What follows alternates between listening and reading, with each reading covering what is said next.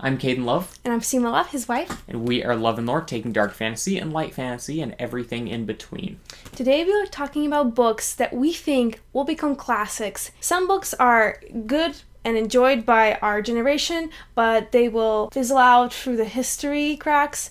But some books I think will stay. And today we'll be sharing with you books written in 21st century that we think will become classics in the future. And what are some things that you think make book a classic in a really long run, like 100 years? Mm-hmm. I think one that I think for sure is they have to be deep. They have to be more than just an interesting story, so that when people read it and reread it, they keep learning lessons or keep finding deeper meanings. And I think that is a pretty common idea because most of the books that we call classics tend to be books that are studied in classes, maybe in high school for just the generic literary fiction classics. Like I've got a friend who studied Neuromancer in college, or in college I studied Frankenstein.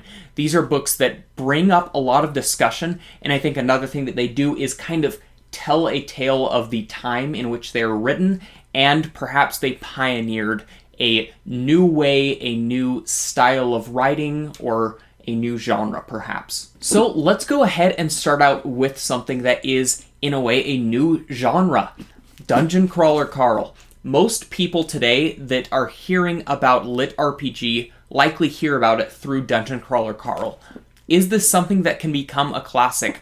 I think yes. It is very different from Tolstoy, Dostoevsky, John Steinbeck, Mark Twain, authors like that. And all of those are great representations of their time, and they do include their own humor. I think this will be an interesting book to look at, let's say 100 years in the future, when you can see how much the video game culture has changed this generation and how it has worked its way into literature. Because up front, this book looks like just a joke of a story, but there is a lot of depth to it, and the way that it has created such a big hype around it, first starting out as a web series and then becoming the traditionally published series, there is so much to look at here. And as a pioneer in the early days of lit RPG, I feel like this is the one that really brought that genre to the front of the general fiction population, and just studying how that really adjusts the market for books like this that are so different, yet they grab a certain audience so well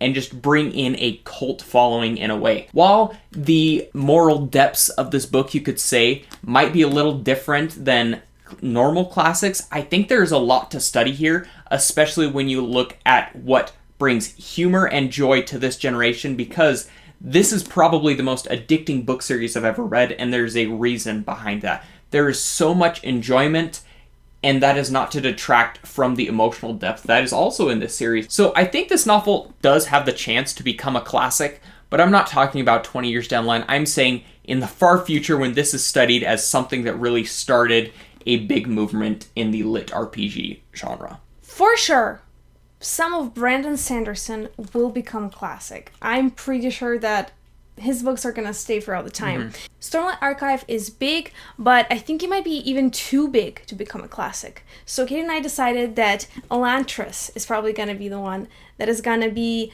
kind of like a pioneer in Cosmere, mm-hmm. and therefore more important than some others.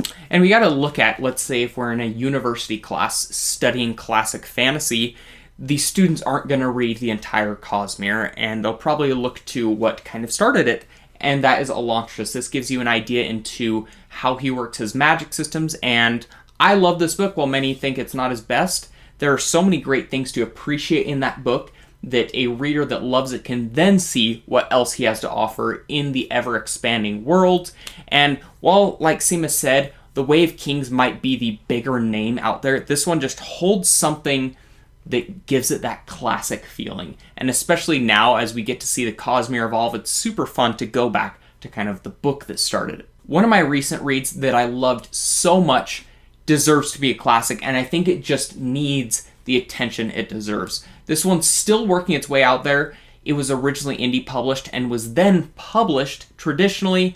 The author's agent is also the one who helped Andy Weir get his books out there, and that is Thomas R. Weaver's Artificial Wisdom.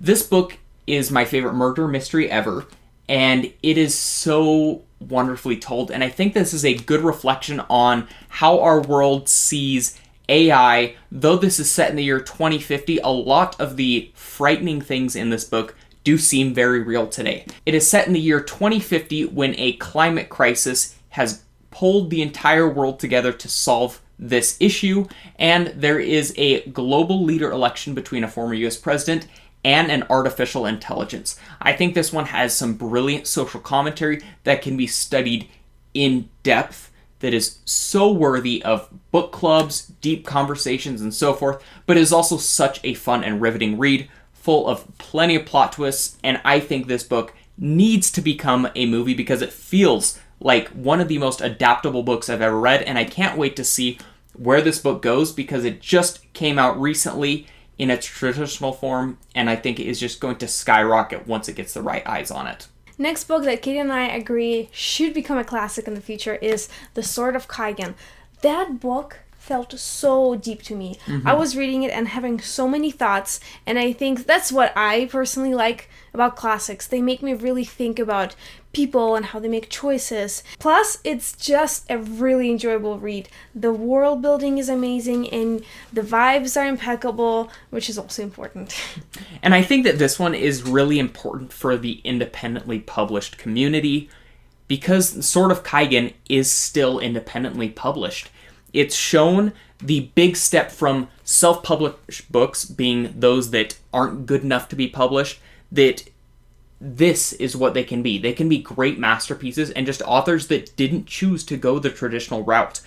So much has changed in the traditionally published versus indie published market today, and some of the most popular books out there are indie published. So I really appreciate this book as what it's done as a pioneer in that genre, and like Seema said, the book itself just deserves to be loved because it is so amazing. And while The Sword of Kaigen does feel like an older fantasy, it is set in a modern setting. And I think that that's why we do need an urban fantasy representation for today, because a lot of the classics we've mentioned take place in the 1800s, early 1900s, and you get to see kind of a view of that world at that time. And so I want to choose what might be my favorite urban fantasy, Jade City, the first book in the Greenbone saga by Fonda Lee. This novel is so well done, and if you think that The Godfather is a classic, I think this deserves to be a step above it. This is The Godfather with magical kung fu, and the character work is some of the best that I've ever seen. When there is tension, you feel your heartstrings pulled so tight because you get to see these characters go through so many struggles, and it is just such a great portrayal of drama and the world kind of in our modern setting. These characters have phones, they have technology that we are used to today, but it is still a fantasy book at its core. And I think that in the future it will be interesting to see kind of what the 2000s era looked like in a fantasy setting. When we decided to make this video, one thing that came to my mind, I was just thinking, okay, what are some books that have been popular recently? And Firth Wing, ACOTAR came to my mind. I have not read them, but I know a lot of people who did, and how much some people love these books, but at the same time, how they acknowledge the drawbacks of these books makes me think that they will become classics in their own way, in the way that Twilight is a classic. I do think that Twilight is a classic. I know that it's not perfect, it's not a masterpiece, but the book doesn't have to be a masterpiece to become a classic, I think. If it stays around for long enough, and I feel like Twilight has been around for 20, 30 years, and it's still going strong, I think there's something in it. Something in it. It's gonna stay. And I think that, like you said, Twilight just kind of represents a certain period of time, though it isn't that long ago. Just the big paranormal romance hype. And the idea of a sexy vampire has been around for a while, but I feel like that one really put it in the forefront. People were just able to go and love that, even though it was a YA fantasy-esque book. It was just really interesting to see that big cultural phenomenon that, like you said, still trickles into today. Yeah, I think these books are gonna become classics, but like classics phenomenons that are like still made it, even though they might have not been masterpieces in a deeper sense. So we want to know, which books do you think deserve the title of classic? Which ones are going to stick around for the next couple of decades? We want to know. Throw it in the comments so we can see what you think. Thank you for watching!